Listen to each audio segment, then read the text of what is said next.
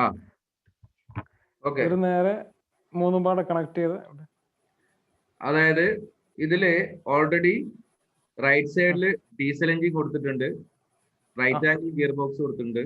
അത് കഴിഞ്ഞിട്ട് ഇതിന്റെ നേരെ താഴോട്ട് മൾട്ടി സ്റ്റേജ് ഫയർ പമ്പ് ആണുള്ളത് അല്ലെ, ഇംബലേഴ്സ്. അവിടുന്ന് വാട്ടർ സക്ക് ചെയ്ത് വരും. 5 or 6 സ്റ്റേജ് ഉണ്ട് ഓൾറെഡി ഈ സൈറ്റിൽ. അപ്പോൾ വാട്ടർ സക്ക് ചെയ്ത് വരും.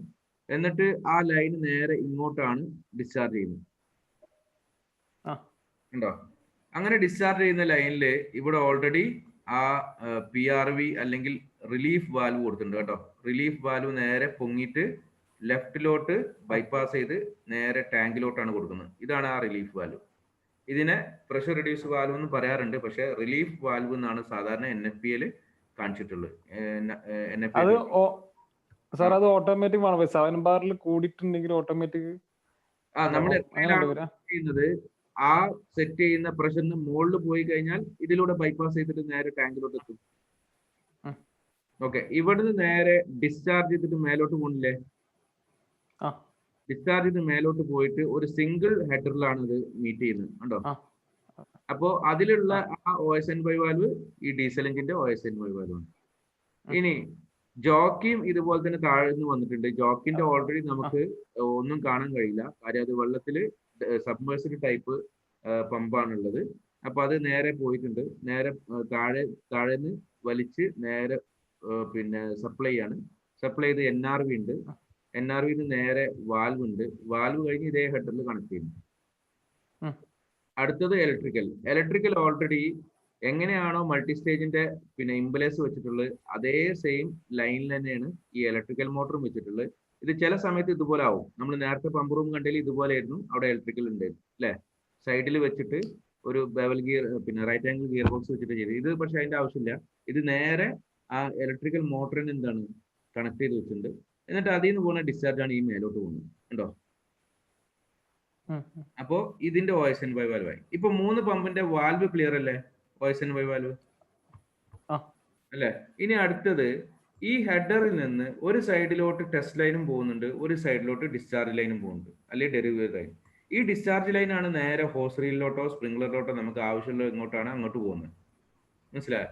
ഇനി ഇത് കൂടാതെ ഇതിന്റെ റൈറ്റ് സൈഡിൽ നിന്ന് നമ്മൾ ഡ്രോപ്പ് ചെയ്ത് കൊണ്ടുപോയിട്ടുള്ള ഈ നീളത്തിലുള്ള ഹൊറിസോണ്ടലുള്ള ഏറ്റവും ലോവസ്റ്റ് പോയിന്റിലുള്ള ഈ ലൈനാണ് നമ്മളെ ടെസ്റ്റ് ലൈൻ എന്ന് പറയുന്നത്. മനസ്സിലായോ? ടെസ്റ്റ് ലൈനിന്റെ വാൽവാണ് ഈ കാണുന്ന വാൽവ്.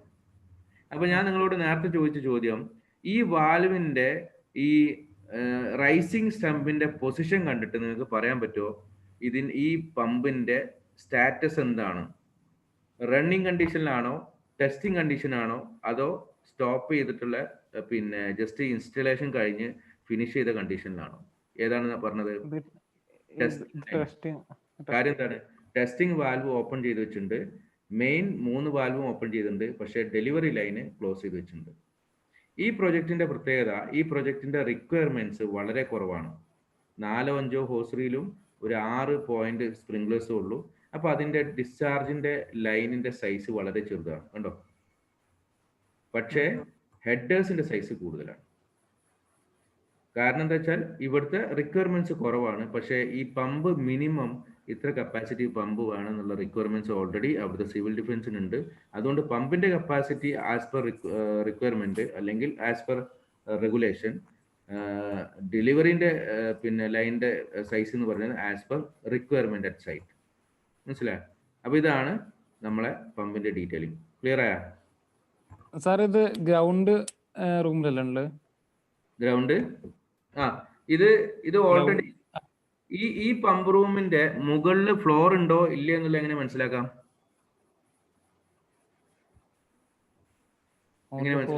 കാരണം മോഡൽ മെഷീൻ ക്രെയിൻ വന്ന് ചെയ്യാനുള്ളതല്ലേ. ക്രെയിൻ വന്ന് ലിഫ്റ്റ് ചെയ്യാനുള്ള പൊസിഷൻ അവിടെ കൊടുത്തിട്ടുണ്ട്.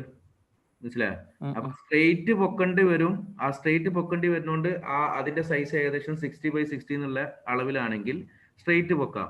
അതിങ്ങനെ നീളത്തിലാണ് കട്ട് ചെയ്തിരിക്കുന്നതെങ്കിലോ ചെരിച്ച് ഇറക്കുന്നത് സാധാരണ എപ്പോഴാ? മുകളിൽ ഒരു ഫ്ലോർ ഉണ്ടാവുമ്പോഴല്ലേ. അപ്പൊ ഇത് എന്താണ്? ഒരു സ്ക്വയർ രൂപത്തിലാണ്. അതുകൊണ്ട് ക്രെയിന് വന്ന് നേരെ പൊക്കാനുള്ള ഒരു ഫെസിലിറ്റിയാണ് മേലെ കൊടുത്തിരിക്കുന്നത്. അപ്പൊ ഇതിന്റെ അർത്ഥം ഇതൊരു ഗ്രൗണ്ട് ഫ്ലോർ സൈസ് ഉള്ള ബിൽഡിംഗ് മാത്രം, ഒരു സിംഗിൾ സ്റ്റോറി ബിൽഡിംഗ് ആണ്. മനസ്സിലായോ? അതില് ഇങ്ങനെ ഹാങ് ചെയ്യാനുള്ള വിഷയം എന്ന് പറഞ്ഞു കഴിഞ്ഞാൽ നമുക്ക് അത് പിന്നെ സ്പേസ് കുറവുള്ളതുകൊണ്ട് ആണ് ആ ചുമരുമ്മൽ ഇങ്ങനെ സെറ്റ് ചെയ്ത് വെച്ചിരിക്കുന്നത്. മനസ്സിലായോ? അല്ലെങ്കിൽ ആ ഫ്ലോറിൽ സെറ്റ് ചെയ്തിട്ട് ഓരോ വാൽവും നമുക്ക് താഴേന്ന് ഓപ്പറേറ്റ് ചെയ്യാൻ പറ്റുന്ന രീതിയിലാണ്. ഇപ്പോൾ ഓൾറെഡി അതിന് പ്രശ്നമില്ല. കാര്യം ഒരാളെ ഹൈറ്റ് നമ്മൾ നോക്കുമ്പോൾ 1.2 1.5ന്റെ ഉള്ളിലാണ് ആ വാൽവിന്റെ എല്ലാം പൊസിഷൻസ് കാണാൻ പറ്റും. കണ്ടോ? അപ്പോൾ ഒരാൾക്ക് പോയിട്ട് കറക്കിയിട്ട് ഓപ്പറേറ്റ് ചെയ്യാൻ പറ്റും. നിങ്ങൾ എപ്പോഴെങ്കിലും സ്വിച്ച് ബോർഡ്, വീട്ടിലെ സ്വിച്ച് ബോർഡിന്റെ ഹൈറ്റിന്റെ പൊസിഷന്റെ പ്രത്യേകത ശ്രദ്ധിച്ചിട്ടുണ്ടോ? എത്രയായിരിക്കും ഹൈറ്റ്? 1 മീറ്റർ ഉണ്ടാവുമല്ലോ. 1 മീറ്ററിൽ കുറച്ചധികം ഉണ്ടാവും. 1 മീറ്റർ 20 സെന്റിയാണ് സാധാരണ നമുക്ക് ആക്സസ് ചെയ്യാൻ പറ്റുന്നത്. മനസ്സിലായോ? അപ്പൊ അതാണ് ഈ വാൽവിന്റെ പൊസിഷൻ നമ്മൾ കൊടുക്കുന്നത് മിക്കവാറും 1.2 മീറ്റർ ഹൈറ്റ് മുതൽ 1.5 മീറ്റർ ഹൈറ്റ് വരെ. നമ്മളെ ഓൾറെഡി ഉള്ള ഹൈറ്റ് 1.6 1.7 ഒക്കെ വരാം. അപ്പോൾ ഇതിന്റെ ഹൈറ്റ് ഇങ്ങനെയാണ് സെറ്റ് ചെയ്ത് വെച്ചിരിക്കുന്നത്. ക്ലിയർ ആയോ? എന്തെങ്കിലും ഡൗട്ട് ഉണ്ടോ?